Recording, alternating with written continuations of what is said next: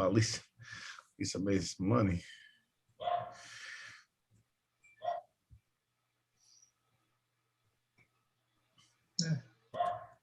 All righty. We are live, baby. Let's get this bad boy going. Live out of Miami, Fort Lauderdale, and beautiful, hot and cold Pennsylvania. The Jersey Boys Sports Talk. Yes, I understand. We are Jersey Boys from Amboy, hosted by Byron Jones and Victor Arocho, brought to you by the Sportscast. Today is May 19th, 2021. I just lost power here. And 2021. If you haven't yet, please subscribe to the Sportscast on all your channels. And we're on YouTube, Periscope, and iTunes. If you're on iTunes, please leave a rating and review. It'll help us out tremendously. Please visit our website at sportscast.net. Follow us on Twitter and at the Sportscast1. All righty. And if you have a chance, subscribe to us on YouTube at the Sportscast. That'll give you quick notifications when we're live. It'll give you notifications when we've posted new videos. So if you get a chance there, it's a good way to keep up to date with what the Jersey Boys are doing as it relates to sports. I'm just opening up my other computer. That's not working. And that's okay. All righty. So Byron, it's nice and hot over there today, huh? Yeah, about 90. It's about 90. That's hot. Yeah, it's hot and humid. Okay. And then everybody always talks about how humid it is here. And I start laughing because, I think when it's hot in Jersey, it's worse over there. Yeah, especially when you're nowhere near any water. Exactly. All righty. So look, we're going to start off with the Giants. I have a few things I wanted just to bring up with the Giants here. Well, one thing real quick. Yeah, sure. What do you got? I want to send my condolences to the Hall family. Benny Hall passed away the other day. Remember him? Really? Yeah. To the whole Hall family. Benny was a really good dude. I grew up with him. With the Stockton building. Hanging out over there with Benny. Got to play little football with Benny. He's on a football team. He was a big time, Dallas Cowboy fan. I want to send my condolences, to his family. I miss his mom, Miss Viola Hall, Anthony Hall's brother, Janet Hall, his sister, Debbie Hall, and his brother, Lorenzo Hall. My condolences to their family. A really good family, Perth Amboy family. How old was he, Byron? 58. Wow, man. That's terrible. You know what's funny? It's not that it's funny, man. My condolences and my prayers will be with him. Benny Hall, I have my prayers this evening. And I'm sorry to hear that. Man, I feel like every week we're coming on and something's happening. I mean, he was also a great dancer. He could he could do the James Brown like nobody. From when he was young, man, he could do the James Brown, the whole shuffle, spin, splits, everything. Man, he was great at it. Was he like? Did he do the do the hustle thing, or was he just like more dancing? Just dancing. But I'm just saying the thing I remember most about him was always dancing to James Brown music. Really, that's awesome. That's awesome. Well, God bless him. I own an insurance brokerage firm, right? You know that, right? We do cash acceleration, debt free. I also do life insurance and protection. And it's amazing, when you hear people at 58, and I talk to a lot of clients and prospective clients, and I always tell them, like, look, I want to give you the best coverage with the most affordable coverage, and the most value for your money. It doesn't have to be, we're not, my firm is not like the old school insurance sales guy that wants to go, Byron, what do you got? And try to insure the whole world. I want to make sure that we're more about protecting some legacy. I'm more into the protection of the equity of your home, don't lose them and so forth. But I guess my point being is when you hear these 22-year-olds, 30-somethings, and then 56-year-olds, you'll be amazed of how easy it is for some people to like put off a decision, and they got kids and stuff.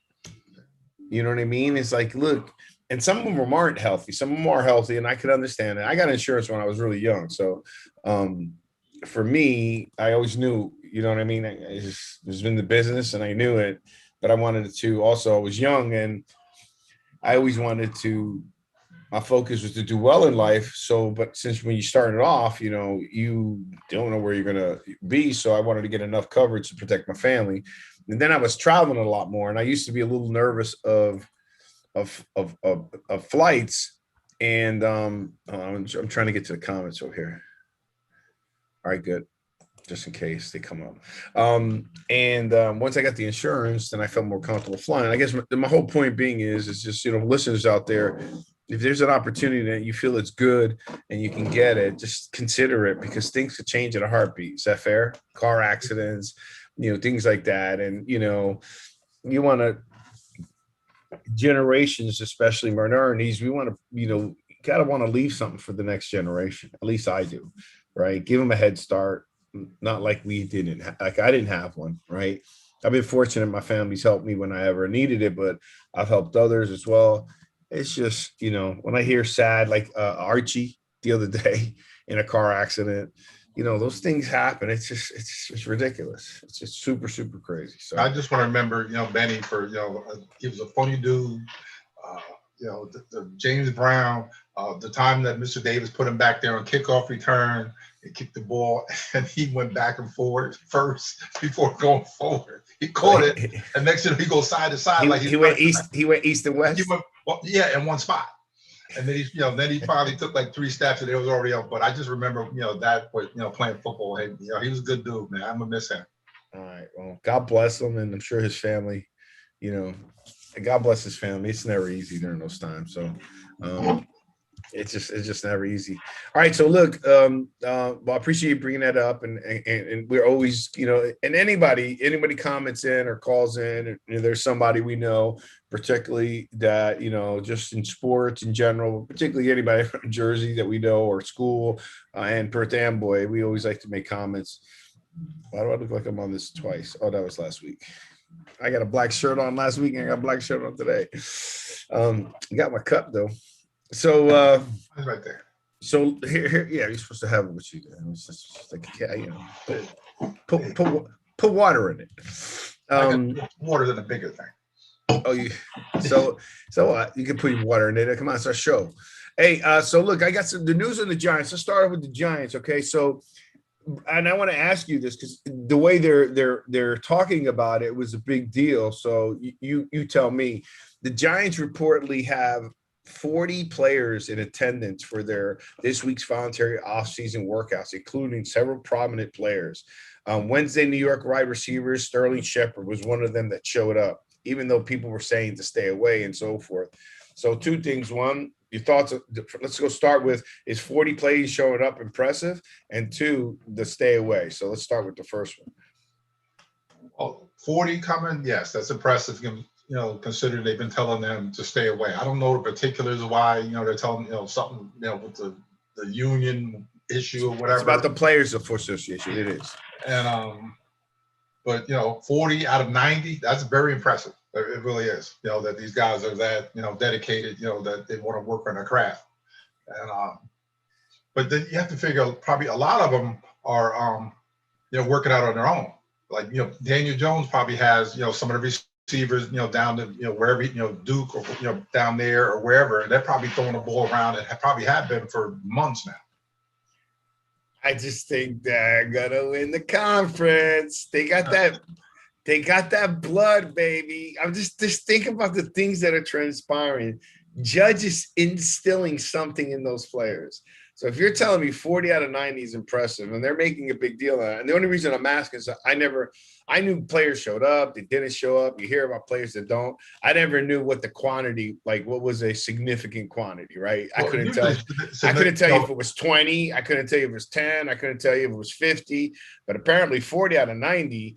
Well, usually everybody shows up. That's like 43%, 44%. Usually everybody, you know, shows up at this time of the year, you know, because they're still, you know, working off the Christmas kinks or whatever's going on, and you know they usually all show up, you know, but because of whatever is transpiring now, you know, they're telling them don't come, don't go, don't come. You know, it's like a whole mixed messages thing. Right. Well, I'm happy then. I mean, that's a good thing. And then the prominent players. So So I guess so. Tell me about okay. So we'll go into that listen. And the fact that the prominent players showing up must mean something. Why? Because normally they don't really need to go. They don't, you know what? When it's for me to be there, I'll be there. Usually, you figure like the Odell Beckhams when he played. Well, Sterling Shepard.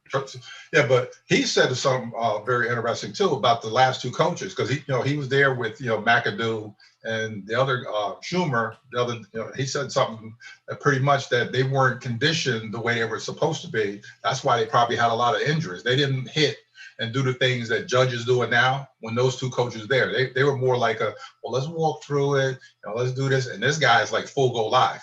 He's like, you know what, let's Shepard. Yeah, he said that about those last two coaches. And you're saying, okay, wait a second. The guy who says full go live is Judge, but Shepard likes that as well. He likes that because if you're getting, getting the reps in and you're going over stuff, or, you condition the way you're supposed to, condition, you're not going to have all those little, the injuries. The pulled hamstring, the ankle, the this, the that. And they had, and under those two coaches, they had a lot of players that were old, like tons of them were always out. Was it the fact that they didn't hit the way they were supposed to hit during the week, even though there's limits on that? Or, did they condition the way they were supposed to condition? And there's limits on that. It was just something about, a player saying something about, the two ex-coaches like that. I'm telling you, I'm excited. I like what I saw. I am impressed with Judge as you can say a lot of things about how they're selecting coaches and this and that, but I am pleasantly, if not even pleasantly, like, I don't know what the right word is, ecstatic and impressed. I would never thought of a special team coach could come in and make the impact this guy's made. But and they said it was kind of interesting that a special teams coach has his hands in everything because he has to deal with, he needs to use those offensive players, on special teams. He needs the defensive guys, or he needs to mold them all together. So he's touching everybody. He's not like a defensive coordinator. Well, he's just dealing the defensive guy, or the offensive coordinator just doing this guy. His hands are on both sides, and maybe because he's wired like that. He is kind of aggressive coach that is going to work out. But look at Harbaugh. He was the same thing with him. The Baltimore Ravens coach was also special. He was a special teams coach too. Really? Yes. Now that you're saying that, it makes sense because if you think about it, the special team coach has to get the best out of players who their only really great shot of staying on the team is they got to perform on special teams. Yep. Right? Like if you don't have that versatility to perform well on special teams, they might as well get somebody else. They'll cut you. It was like that movie Invincible with Mark Wahlberg, right? They gave him a chance on the team, but hey, it's not like you're going to be a superstar receiver or so forth. You need to make an impact on special teams. Number one. Number two, you're also they're all pretty skilled players to some degree, right? You don't have an offensive lineman running down.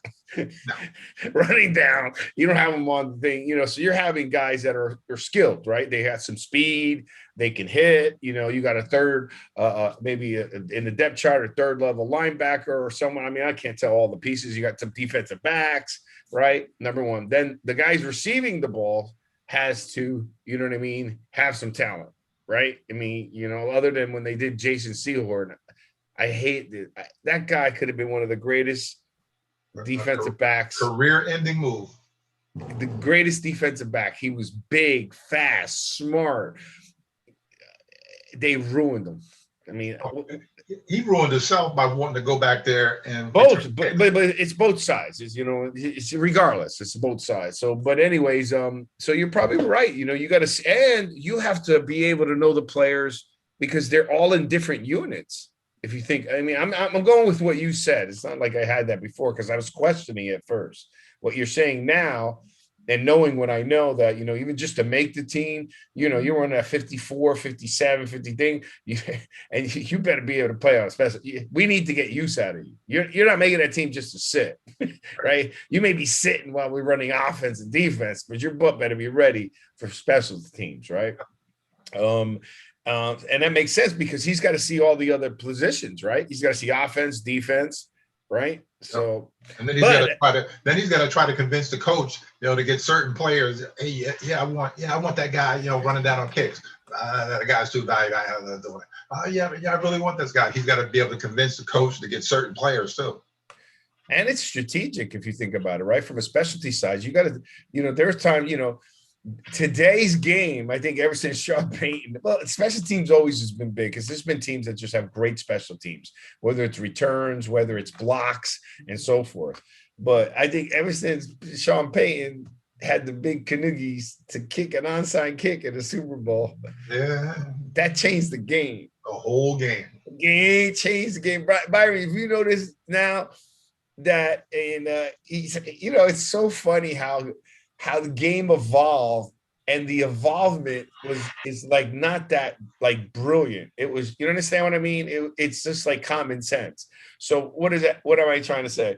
It's like when you do an onside kick, they line as many guys up on the side they're an onside kick. They don't do like what we used to do, just go straight across like a regular kick and try to fake it. No, I'm onside kicking it.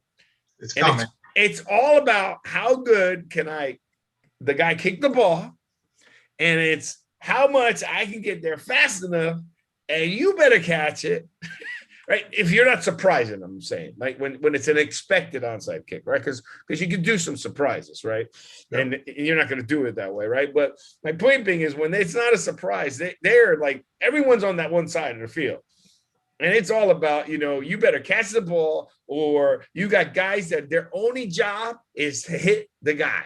Let someone else get the ball, right? But now since they changed the rules, you can't blow them up, the way people used to get blown up. Because people used to get jacked up on onside kicks. I mean, blown up.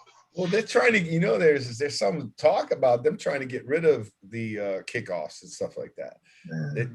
Just the kickoff, I think it's like, let's start the game at this piece, because the amount of if you think about it, it may change the game the way we're used to watching it, right?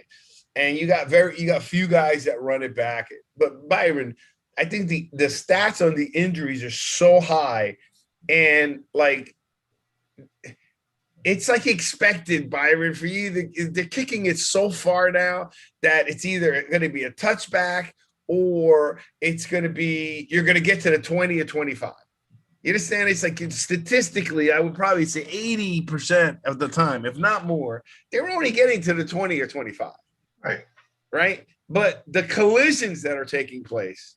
Yeah, but you got most of those guys running down there, and a lot of them stop doing it where they're running down there and head first, like the wedge buster. What they used to do, they go running down there head first and stick their head in it, and next neck injury or shoulder injury. Or well, they don't even do that though. They don't even block that way anymore. No, but on the other side, they're not building a wedge anymore. Oh, you know what I mean? So yes, right. But all I'm saying is that stuff is. I mean, look at baseball. Right, whenever you get a left-handed batter or a right-handed batter, particularly happens with lefties, because lefties have more a tendency to pull the ball. Right, they got the third baseman on short, they got the shortstop over here, you got the second baseman all over. There's nobody in left field, right? And Byron, think about it. That's just, it's not like it's brilliant. That's just logic. And the pitcher's pitching them inside. So, the pitcher messes up and pitches them outside, then he's just stupid. Yeah, but right? If they were skilled the way, they should be able to, major league level, to hit the ball the other way. They should be able to. It should be able to, Byron. But you got to understand, when you're a pull ball hitter in general, especially they do it mostly with lefties, right?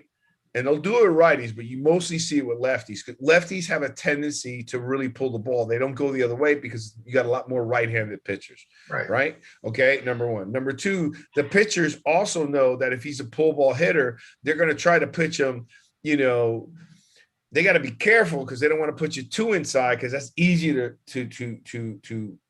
pull the ball. You know what I mean? The other thing is, the reason why lefties predominantly want to pull the ball is because right field in most stadiums is a shorter fence. Right. Like, that's why lefties love Yankee Stadium. Lefties in Yankee Stadium eat house. It's a short right field.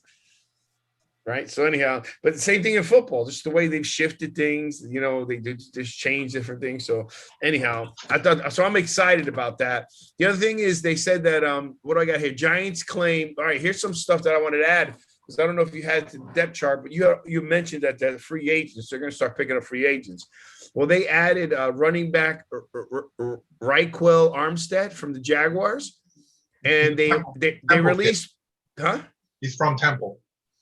Okay, and that's another running back, and they released quarterback Joe Webb. I thought he was like Glendon was the second one on your depth. Nah, this guy is like the new one has got Daniel Jones, Glennon, Thorson is another guy, and then Joe Webb was the fourth guy. Okay, so they released him. So he's done. They're going to usually carry just two quarterbacks anyway. So they're adding another running back. So that's pretty interesting, right? So I'm just saying for the training camp, right? They're adding their players, I guess, to push. Did you also hear that Saquon might not be ready for the first game? Don't smile. Don't smile. Don't smile. I'm surprised we're not getting comments flying through the roof on you. Don't smile. I didn't start. Right. I'm not going to start today. All right. Well, let's see. Remember, you still had 7 games. Okay. They signed the wide receiver Kelvin Benjamin and another running back Corey Clement. So they're making some offensive moves, man. Clemens was he could have been MVP the year the Philadelphia Eagles won the Super Bowl. Really? He played a big part in the running back for them. And Kelvin Benjamin is the one that Booger McFarland said was one Popeye's biscuit away from being a tight end. He's big. I didn't say that. Booger McFarland. Man, I like Pop. You know who owns Popeyes? God rest his soul, is Hank Aaron. Yeah. And he owns another one. Like the guy's owned 2 major franchises, but I like Popeyes.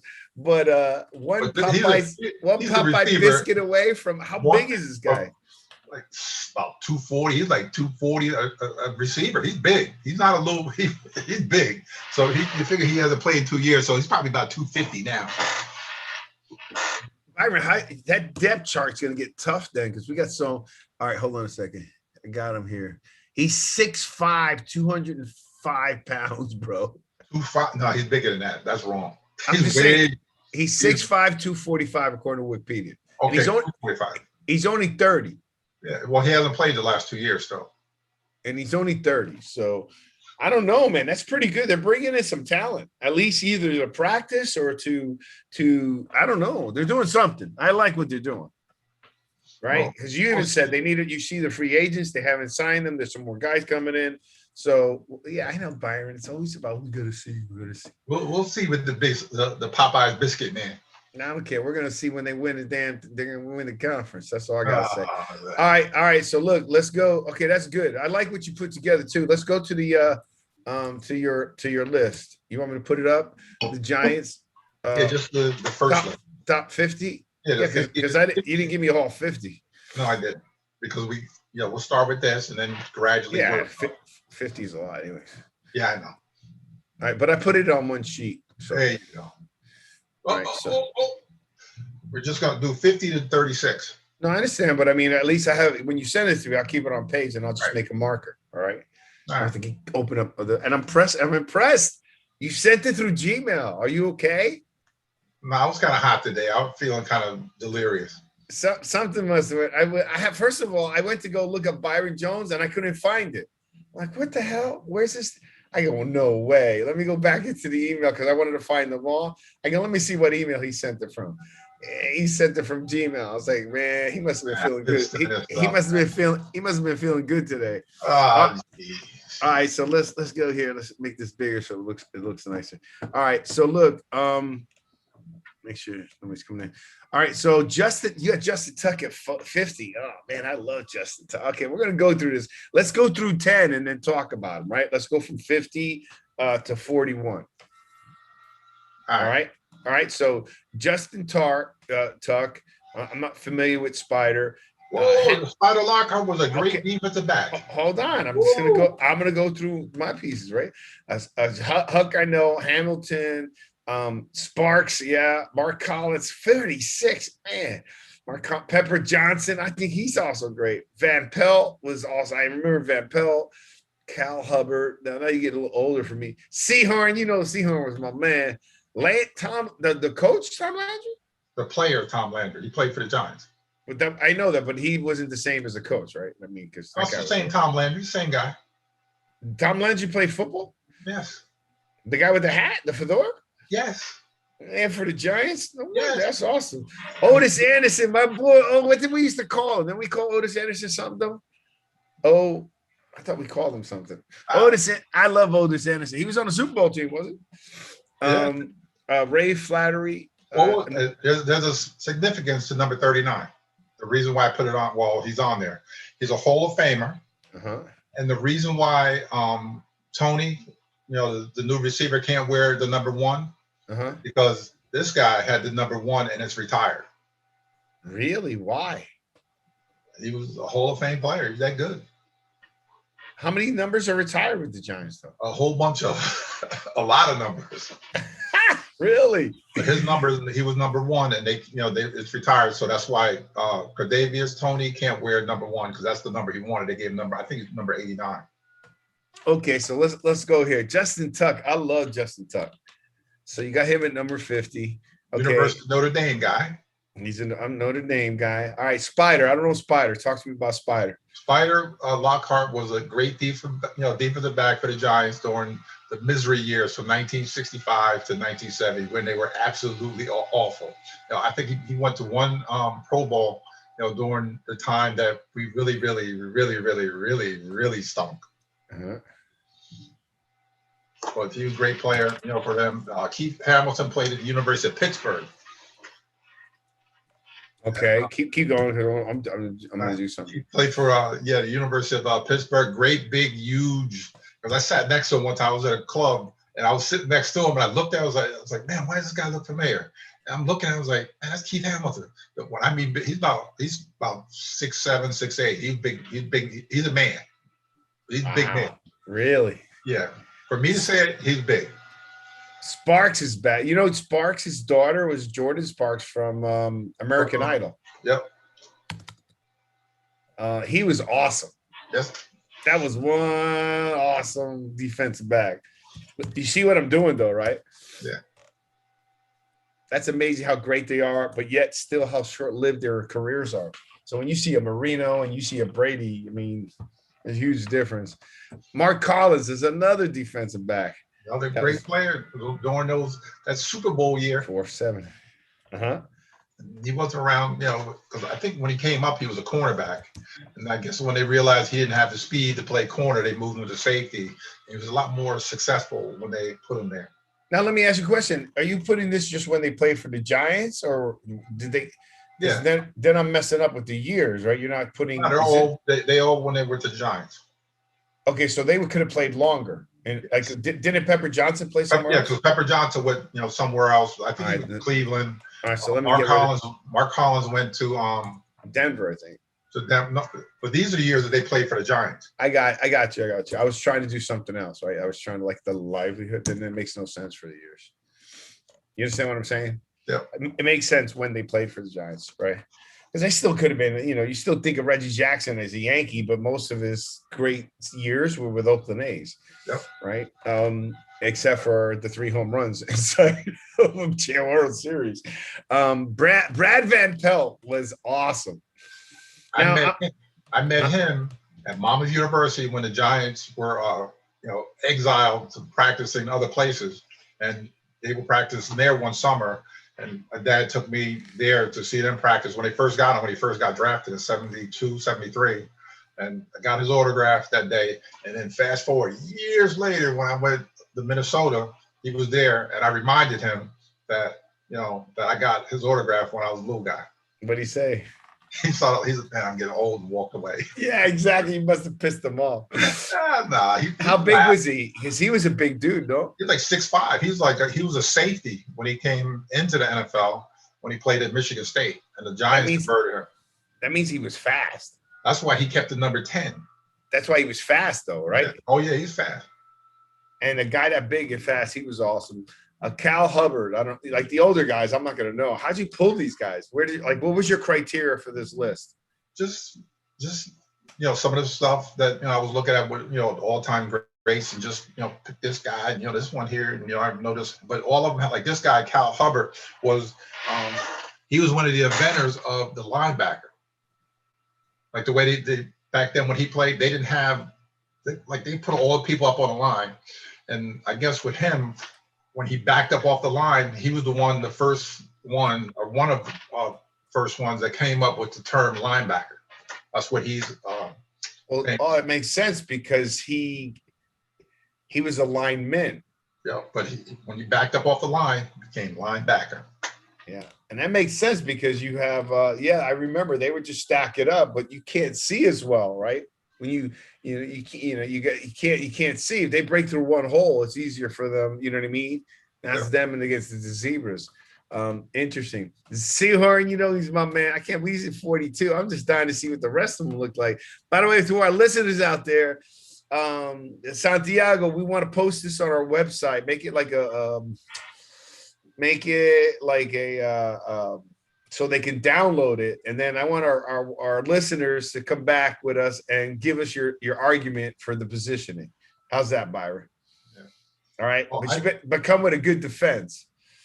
I doubt it, but yeah. You should be easy since they're not sure if you're a Giant fan or not. I'm a Giant fan, man. Yeah. If I go through all this, I got plenty of Giant books sitting here, man. They need to leave me alone. Stop. These are guys tell us you got a hat for every team. I can reach over here and pull this right here, man. I got a New York Giants football history book sitting right here. Yeah, okay. And then tell me how many hats you got with you with different teams. A lot. Okay, exactly. So you can flip on a dime. All right, let's keep going. Cal Hubbard. Okay, good. Jason, Landry. I thought I remember that. You notice how most of those coaches that are a little, like I can't believe he played football. Most of them were defensive backs. I think he held the record for most interceptions with the Giants. I think he had like 35. No, number 2 in the all-time history. He had like 35 interceptions. But he was also the defensive coordinator and the offensive coordinator when he finished playing was Vince Lombardi. So those two, Hall of Fame coaches were on the same staff with Steve Owens. Well, think about the coaches that were defensive back. Saban was a defensive back. I think Thomason, right? Yep. Who else? A lot of them were defensive backs. Like me, I was a defensive back. Otis Anderson, that was my man. That dude was awesome. He's the guy with the bald head, right? Yeah. When he used to play for the St. Louis Cardinals before he came over with the Giants, he used to light the Giants up. He was a great running back. He was really great running back. Oh, I loved him. Well, you see where I fudged the numbers right there. So just stop at 36. So I got to fix that. Okay. Well, we're moving along pretty decently. So I didn't know how much this was going to take. Hold on. Let me see. For Jeremy Shockey. Interesting. I mean, I like Shockey. It just there is nothing about him that really. I thought things were going to change. I remember though a catch he made in the end zone, ripping it from a defensive back, and talking smack to him while he's in the middle of the play, ripping the ball out for a touchdown. But what school did he play at? Might as well put that out there. The U, baby. There you go. So that's where it's all about the U. That's where he got that attitude from. Dude, he was nasty. It was so funny. He was like, yeah. He was just in the middle. I wish I could get that clip. In the middle, ripping the ball and yelling at the guy. That dude was crazy. He just partied too much. But I heard he would like party and then like just drop and do like 100 or something push-ups, and then would be doing dips. Like he would just constantly be working out, even though what he was doing, he'd be doing something.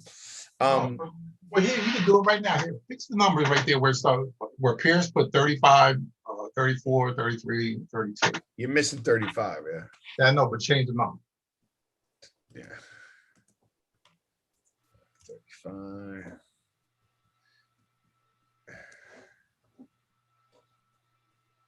You know what you're doing? Besides moving stuff all over the place, yeah, take 2 seconds. 35, 36. Where you going now? Oh no, because it's in the opposite of order. That's why. Yeah, 34. I got you. Let's just talk about him. So they're not watching me change the numbers. Okay, all right. All right. So Mark Haynes, we talked about him. Oh no, we didn't. Mark Haynes was awesome. Yes, he was. Right. He's not the guy who went to the Raiders, right? Yep. With the Raiders. Remember, there was a Mark Haynes defensive back that went to Haters that played. That was the one that played with the Raiders. He's in the Hall of Fame. That one. That's a different Mark Haynes. Yeah.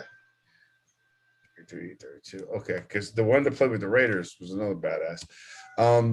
Joe Morris is one of my favorite, bro. And look at he played for 9 years with us.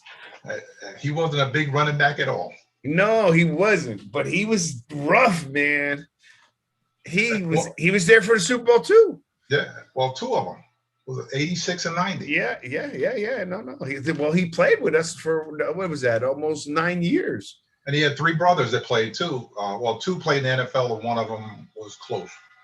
All of them running backs. Joe Morris is good. Antonio Pierce, I love him. Where did he go to play afterwards? He was one of my favorites. I think that's where he ended up. He finished up with them because they got him from Washington Redskins. That's where he came from. Yeah, but he was a good leader too. Yep. He was a vocal. Yeah, he was a vocal leader. He was no joke. I mean, he played with Strahan and all of them, no? Yep. No, was it? Yeah, Strahan's been out that long? Oh, yep. My God. Jumbo Elliott. Oh, that's a good. This is pretty cool. I remember. I wouldn't have even thought about these guys, but I remember Big Jumbo Elliott, offensive tackle. Look at the. Okay, again, remember how we tell you? Look at he played for 7 years. That's a nice time for an offensive lineman to play with you. Big giant offensive tackle. He's another big man. Well, he didn't call him Jumbo because he was tiny. Yeah, well, sometimes some people they call him tiny and they really are. That's true. Yeah, they call it tiny, and he's a massive. Jumbo Elliott was awesome. And everybody would love that name with the announcers. When you call a lineman Jumbo, he's Jumbo. Well, what's the name? Loved him. John Madden. Would always say something. Yeah, Jumbo Elliott. Look at him, all dirty, and look at this. His face in the mud. That's what I'm talking about. That's the way a lineman is supposed to look. Jumbo. That's the perfect name, Jumbo. I miss Madden. But Madden was funny. He had like a man crush on Brett Favre. Yeah. Brett Favre. Favre. Okay, Sean O'Hara. He was good too, man. That's a tough Rutgers guy. Yeah, that's right. He was also a mean center. I mean, he was a mean center. I like him. This is good. Roosevelt Greer. That's not Rosie Greer, is it? Yes, it is Rosie. But I thought Rosie Greer played for the Rams. He played with the Giants too. He played 7. I know him from the Rams. But he started with the Giants. They traded him to the Rams.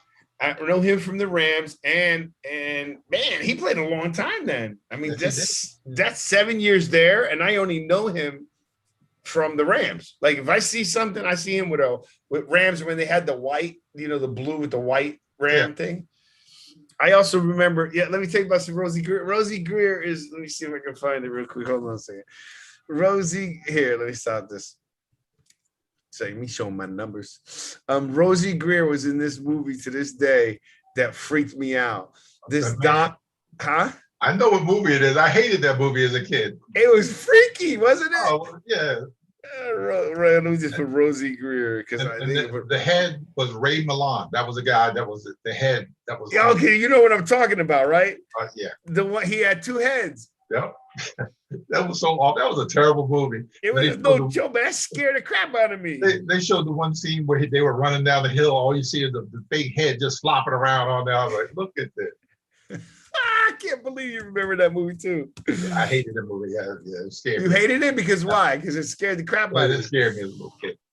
Because it was that bad. It was terrible. It was terrible, special effects, but it served its purpose to scare poor little kids.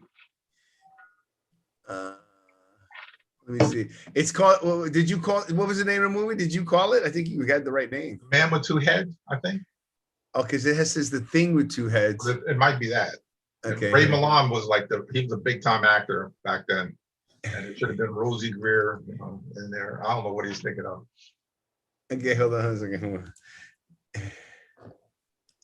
I can't believe you know that's pretty good. There you go. I forgot it was that actor. For some reason, I thought it was a little actor. That guy's head is big as Rosie Greer's, and Rosie was big. I know his big. He wanted his point. And then, the sad thing about, oh yeah, it was like, the guy was supposed to be some kind of bigot, So now, they cut his head off. Oh yeah, that's right. That's right. Put his head on a black guy. Oh man, what a mess. I don't know what they were thinking of. I don't know if they'd be allowed to play that movie today. I first stumbled across this clip, the thing with two heads episode, Channel 4's incredibly strange picture show from this was in the 90s. Jonathan Ross. Oh my God. I guess that's what he found though. Anyhow, that's the movie. That thing scared the crap out of me. That is funny. That is just funny, man. Roosevelt Greer, Rosie Greer. All right, Fran Tarkenton did play for us. That's right, for 10 years. You got to fix the numbers. Fix the numbers too. Okay. Yeah, since you can't figure it out. All right. Let me ask you a question. Man, I didn't realize these guys all play. Oh no, Fran Tarkenton. Wait a second. Am I thinking Yes, the Minnesota Viking. He started Minnesota. They traded him to the Giants, and then the Giants traded him back to Minnesota. He was great at Minnesota. Didn't he take him to like 4 Super Bowls? And they lost all of them. Yeah, but still took him to 4 Super Bowls. Everybody says about somebody losing, man. The fact to get to Super Bowl's got to be difficult, man. Come on. Yeah, but the whole idea to get, the win. Like Jim Kelly went to 4 and lost all 4. I understand. And Elliott went to 4 and lost 2. I didn't know Fran Tarkenton. That's awesome. Fran Tarkenton he's like all-time for the Giants and all-time for Minnesota. Yep. Rodney Hampton. I liked Rodney Hampton. He had a strange career. It's like he was great, and then all of a sudden he just disappeared one day. Yeah, see, that's my point. I would argue like Morris and Otis Anderson. I would probably have them higher than Rodney Hampton. Man. I'm just saying for me. Osi Umi. Oh, I love this. Umin Yora, right? Yeah. Everybody had a hard time when he came in, but they remembered who he was. This dude was awesome. That's when the Giant defense was crazy. Chris Nee, another guy. You got some good names here. And Osi played with them until 2012. Osi played with them for Oh, okay. I don't have it on there. From 2012. 12. Chris Nee, right guard. You got some good names here that I don't remember. I don't remember. Oh, yeah, I remember Bart Oates. At first, I didn't. Bart Oates, center. They got him from the Philadelphia team in the USFL. That's where he played first. And then he ended up with the Giants and won a couple of Super Bowls. Jesse Armstead. He was good. Jesse Armstead was good. All right, we're going to slow this down. So we got Joe Morrison. Wasn't it Joe Morrison running back, or that was the other? He was both. No, this guy, he passed away like years ago. He was the head coach of at the University of South Carolina. And the reason why, like, where they wear black uniforms now is because of him. Because when he was coaching, he used to always wear everything black. The black windbreaker, black pants, black hat, everything. And if he hadn't to pass away, he probably would have been the head coach of the Giants eventually. Really? But I think he held records for like most receiving touchdowns or whatever, like 65 or whatever he had. But he was a great player for them too. All right, so let's stop there, and then we'll pick it up, and then let's see what our fans say, our listeners say about your picks. What I wanted to get to, and I'll bring it up now, projecting the NFL's top offenses in 2021. Who do you have? And then I'm going to go through the list, but the headline was Buccaneers or Chiefs at number 1. Who do you have, Byron? Chiefs. You have the Chiefs at number 1? They have reloaded and retooled, and they will be back. I don't doubt that, but I don't know. I think that so I'll tell you what they have. Let's start with number 10. They got Tennessee as one of the top 10 offenses. What do you think about that? Tennessee. Yeah. That's number 10. I'm going from 10 down. Yeah, well, you got Derrick Henry, so that they're pretty good. Yeah, Again, they I got like the it. good receiver. They got a good receiver. What's his name? Brown, AJ Yeah. Brown, I think. Yeah, they're top 10. Okay. They put Arizona as number 9. They're saying Kyler Murray has a chance in the next couple of years. They think he's going to be an MVP of the league. What do you think about that? I don't think so. I think there's too many other quarterbacks ahead of them, but they're putting some talent around them. Okay, they got Cardinals at number 9. At number 9, projected to win share 5.5. I'm not sure what that is. They got Minnesota at 8. Kirk Cousins, that's why. Yeah. I don't know about that. Cleveland at 7. I can deal with Cleveland at 7. They're loaded up. They're close. They're close. They're loaded up, and let's see how Odell. I'm going to be curious to see how they start with Odell Beckham. Well, their defense is going to be the key. You got but this is all their chop protected offense, right? So it's not about the team; it's about the offense, right? Well, the defense helps the offense because you get the ball back in the offensive hands. You got more chances to put up more yards and points, right? It depends if Odell is going to be happy with only getting 3 or 4 balls thrown his way, and we'll see how long that's going to last until he blows a gasket. Right. Well, I think he should get more balls thrown his way, though. I mean, I would say start that way and then go back, right? But in the beginning, when he first got there, they weren't throwing him the ball just to begin with. And I was saying to myself, there's going to be trouble in paradise. You can't go 3 games and Odell Beckham got like 6, 7 balls thrown. Yeah, but they were winning. They were winning because they ran the ball. They were losing. No, they were losing in the beginning. Remember, Mayfield was getting hammered. He goes, hold on a second. No, you're right. They were winning because they were winning, but they still was getting criticized. And remember when I told you that Baker Mayfield said, I don't get it. I feel like right now, we're the worst 4-2 team. You guys, we're the worst 4-2 teams I've ever played on. Because that's what I feel like. We're 4-2 guys. Yeah, but when they started running the ball with Chubb and Hakeem, what was his name? Nick Hicks. I can't even think the other kid's name. Kareem, the one that got used to with the Chiefs. Those 2 running backs, when they started running the ball with those 2 guys, that's when everything took off. And they're going to keep doing that. As long as they keep running the ball, they're going to be in the mix. They're going to be, ranked way up there like they should be by running the football. I still can't believe they got Atlanta at 6. I don't agree with this list. You know what? I'm going to type it up for next week and see what people say, or let's send it out early. I think what we should do is send out some of these polls early, invite our guests and see what they say, right? But how can Atlanta be number 6? Now, I got it. They got Kyle Pitts. I love Matt Ryan, but they folded last year. They got Calvin Ridley. They got Julio still. Yeah. They have a pretty good tight end. Well, another tight end besides the one they got. They got Kyle Pitts, and it shows that they got an offensive lineman in the 3rd round, Jalen Mayfield. But they're loaded up on offense. They're gonna score a lot of. It might not stop anybody, but they're gonna score a lot of points. All right, Buffalo at 5. Okay, I could deal with that. Buffalo's got a good. They got your boys at number 4. Goes back to I try to tell you, Dallas is just offensive team, which helps out Zeke Elliott. So I'm just I don't really give a crap about odds. They got Dak, Cooper Rush, Galbert Gilbert, Zach Martin, Quentin Nelson. They're just picking out these guys. I don't really care about them. Now, yes, the projection is obviously contingent on Aaron Rodgers. They got Green Bay at 3. I could do with that, but I'm confused. I hate the news. I see something that he retired, and then they're still talking about him. He ain't going anywhere. You think, I don't know. We'll see what happens. I mean, he's going to look pretty stupid if he plays because he's just adamant. Well, his choices are either play or retire. Yeah, I heard he would lose. I thought he was going to lose money if he left too. He ain't going to lose anything.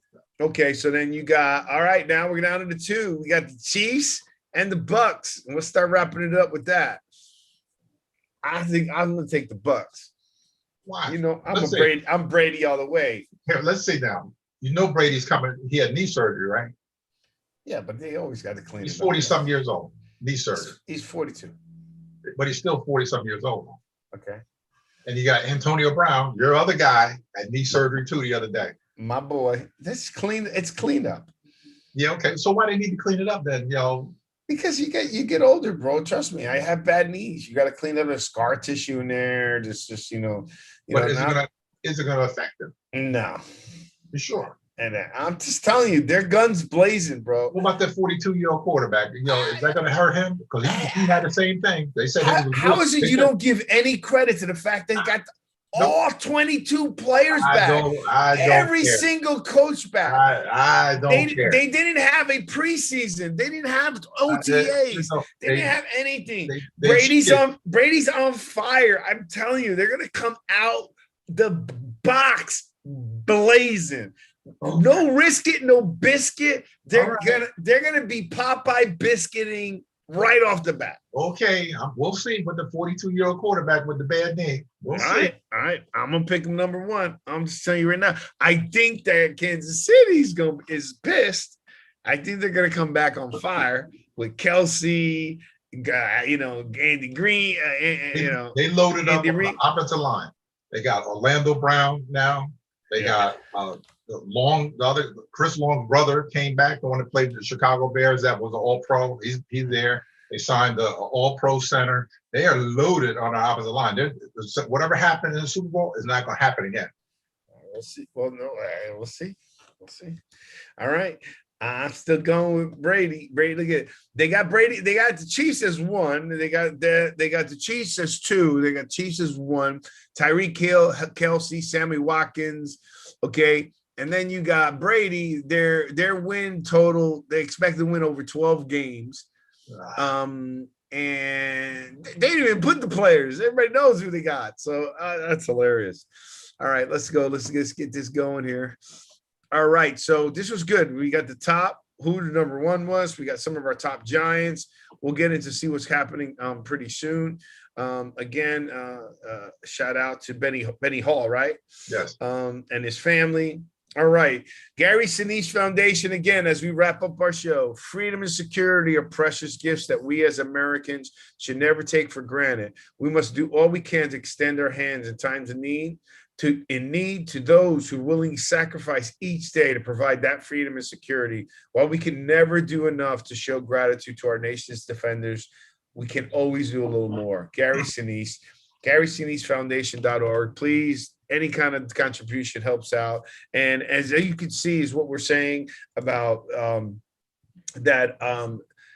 people who freedom and security are precious gifts. I mean, look what's happened in Jerusalem and in Israel against Palestine. I mean, there's kids dying. We take for granted stuff that these people live war every day. Right. So, we got to bless our lucky stars to be living in a country that we don't have that much to worry about, other than, the other forces that are coming here.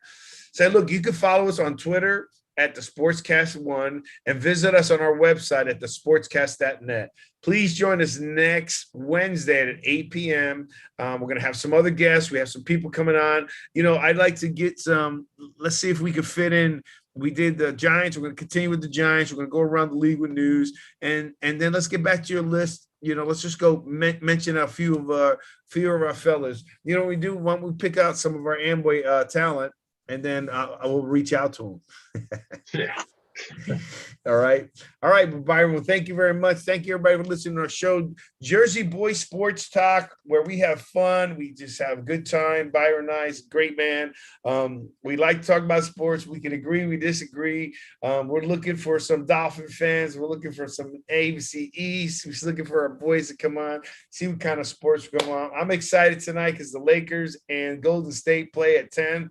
I love to see my boy Curry go off. He scored 50 points the other night. So, all right. Well, God bless. Have a great night. Have a great sports week. And we will be talking soon. All right, my brother. Bye. Peace. Peace.